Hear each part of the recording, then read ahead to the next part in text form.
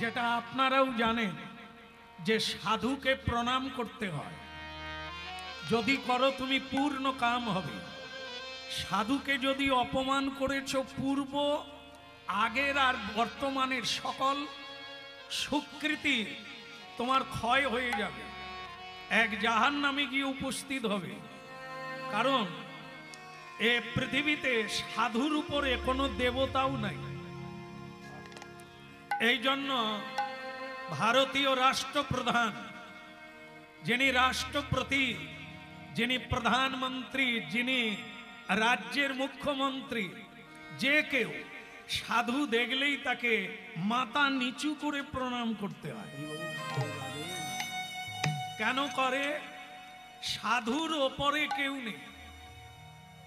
সেটাই আমার খারাপ লাগে যে এখানে এত সুন্দর পরিবেশ, কিন্তু এখানে কোন এমন হতভাগা আছে যে পান খেয়ে আমার, আরে বাবা আমি তো হরিনাম গাইতে গাইতে স্নান করছি যমুনার তীরে, কিন্তু কে এমন করে আমার গায়ে পানের পিচ ফেলে দিল? আহা যমুনা পুলিনে কদম্ব কাননে কি হেদিন সত্যি জান, ওই যমুনা পুলিনে কদম্ব কাননে কি হেদিন সখী আমি। ওই যমুনা পুলিনে কদম্ব কাননে কি হেদিন সত্যি জান, ওই যমুনা পুলিনে কদম্ব কাননে কি হেদিন সখী আমি। এ বলে শ্যাম বংশীধারী মণিমঞ্চ পরি করে লীলা রসুরা, ওই শ্যাম বংশীধারী মণিমঞ্চপুরী করে লীলা রসুরা। বলে শ্যামী বংশীধারী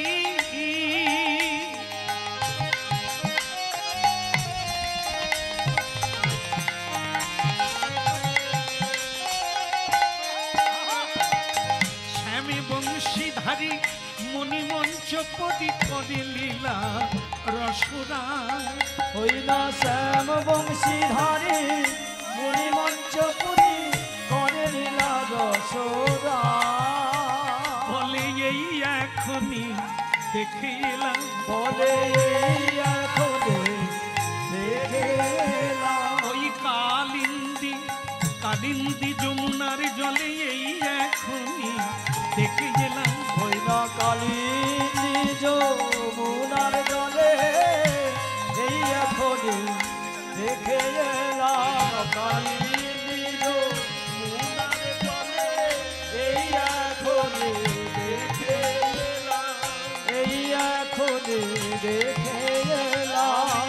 এই এখনে দেখে এলাম। কালিন্দী যমুনার জলে এই এখনে দেখে এলাম। আমি এই এখনই দেখে এলাম। ওই চরণে চরণ রাখি এই আহায় ধরে মুরলি ধরি। আমি এই এখনই দেখে এলাম। ও গো রাধিকার মন মদন গৌর হরি হরি হরি বলে এই এখনই দেখে এলাম। হরি হরি বলে এই এখনই দেখে এলাম।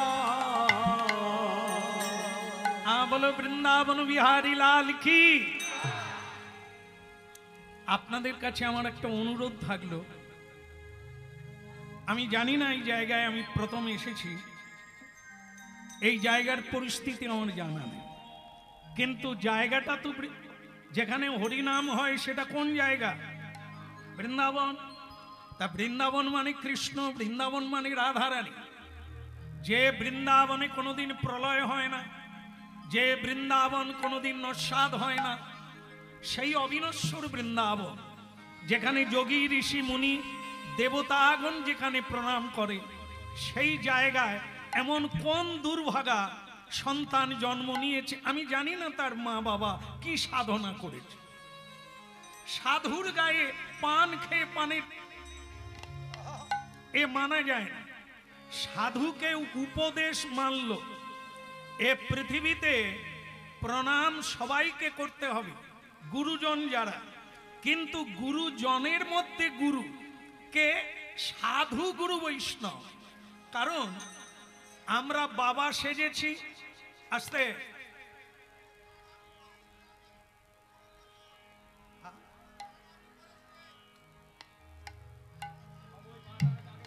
আরে করেছি তো সব লীলা।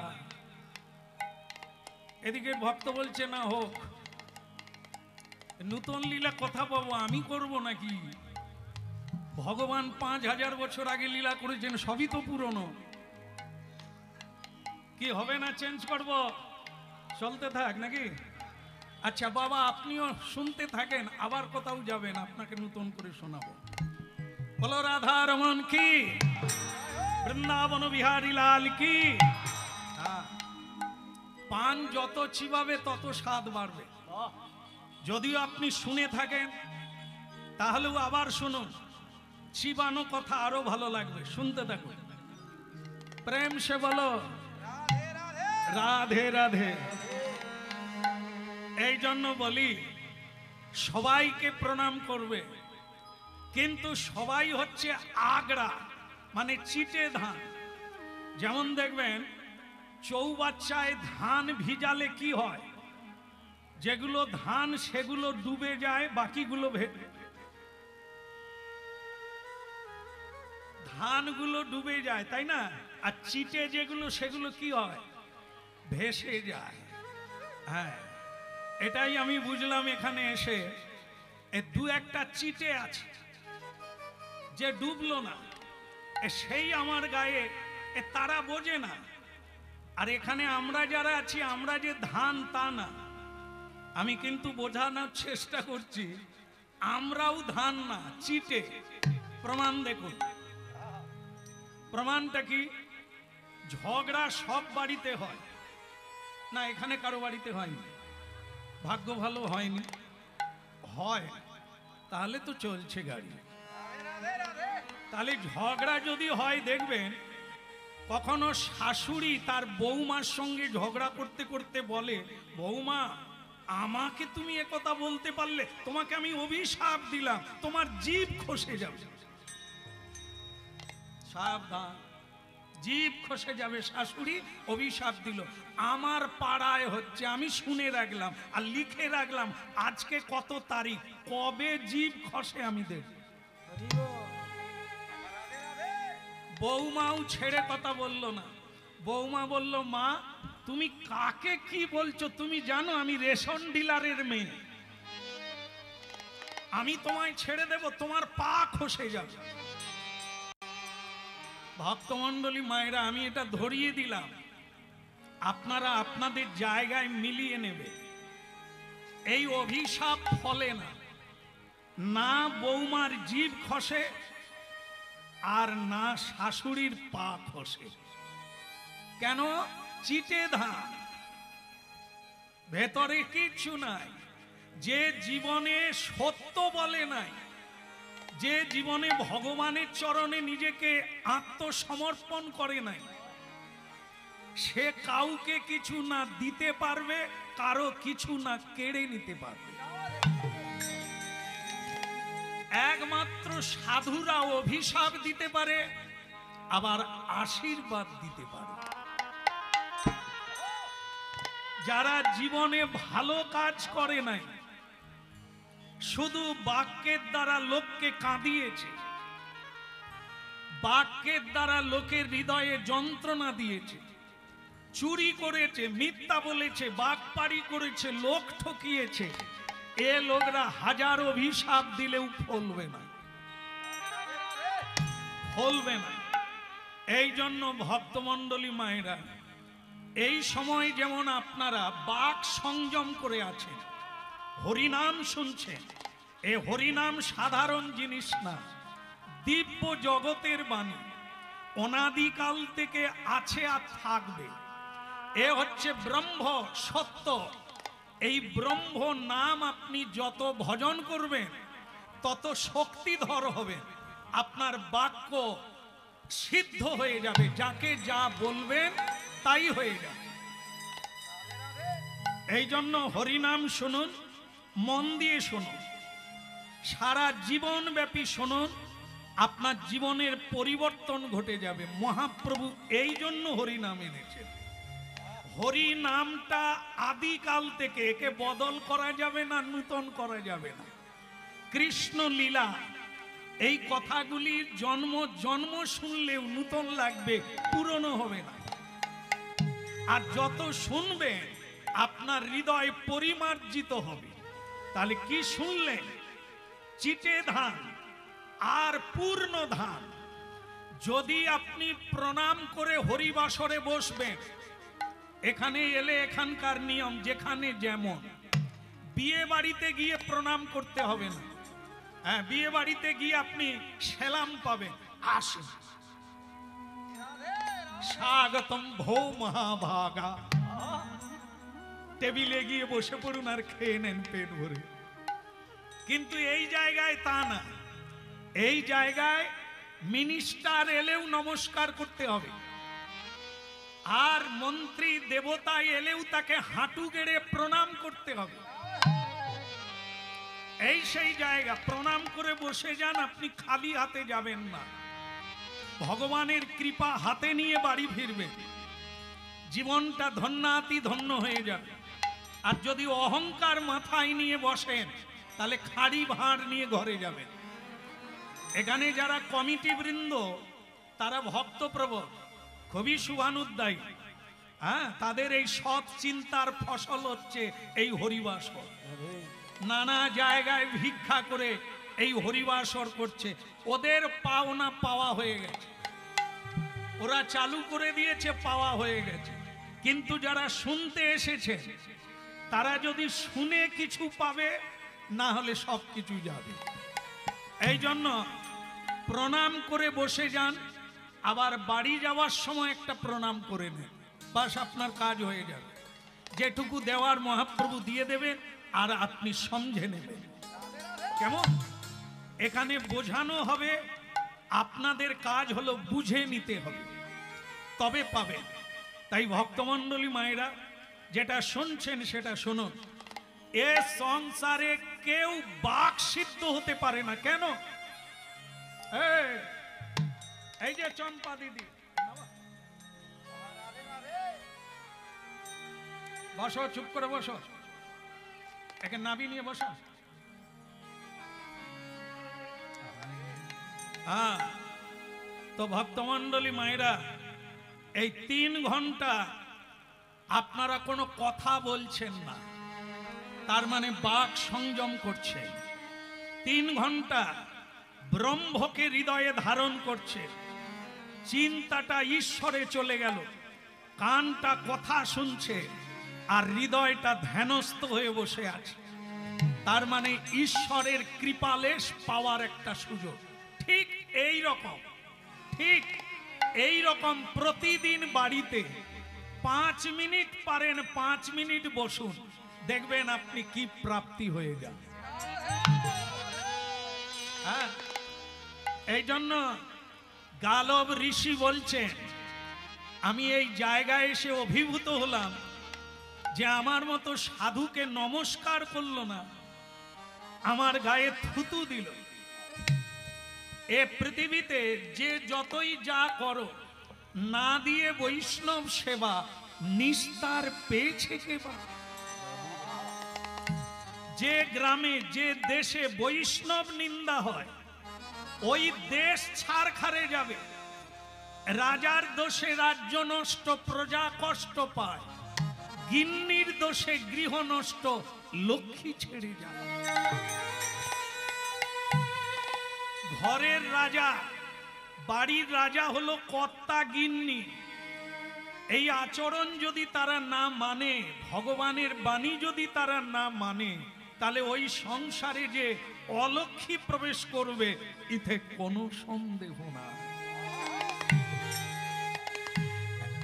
হেলাতে জীবন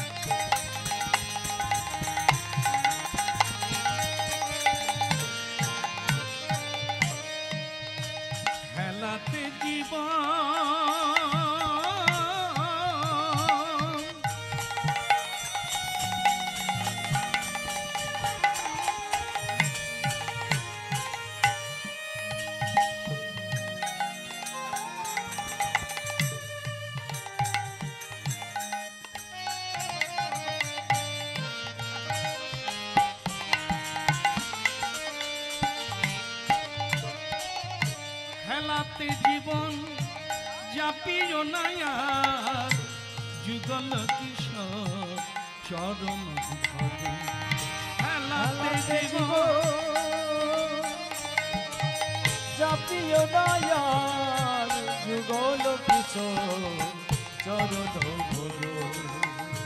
ওই হেলাতে জীবন, এই জীবন কেবল মা হওয়ার জন্য নয়, এই সাধের জীবন কেবল বাবা হওয়ার জন্য নয়। এ যে ৮০ লক্ষ জনমের পরে এমন মানব জনম, এ তো হরি বলার জনম, এ তো ভগবানের সেবার জনম। তাই হেলাতে জীবন জাপি জনায়া যুগল কিশোর চরণ ভজন। হেলাতে জীবন চাপিও নায়ার যুগল কিশোর চরণ ভজ।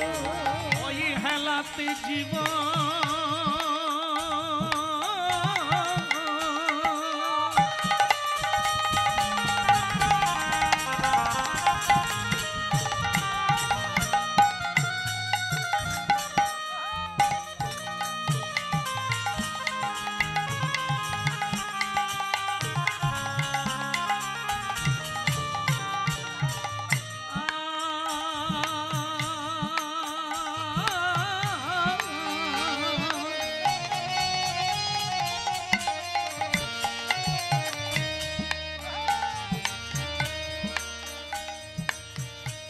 ভোগে আশা হরি নামে মকরন্দে, তোজি ভোগ আশা হরি নাম মকরন্দে।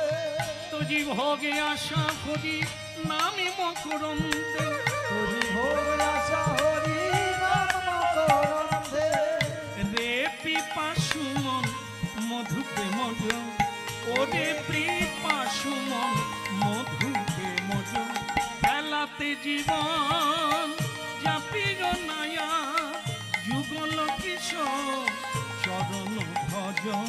হেলাতে জীবন জাপিও নায়ার যুগল কিশোর চরণ ভজ। হেলাতে জীবন জাপিও নায়ার যুগল কিশোর চরণ ভজ। হেলাতে জীবন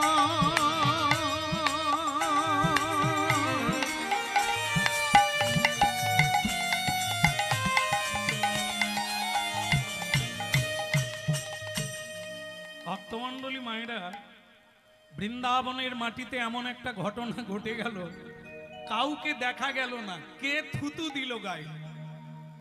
ভক্তমণ্ডলী মায়েরা হঠাৎ উপর দিকে তাকালো, যেই উপর দিকে তাকালো একটা পুষ্পক রথ দেখতে পেল।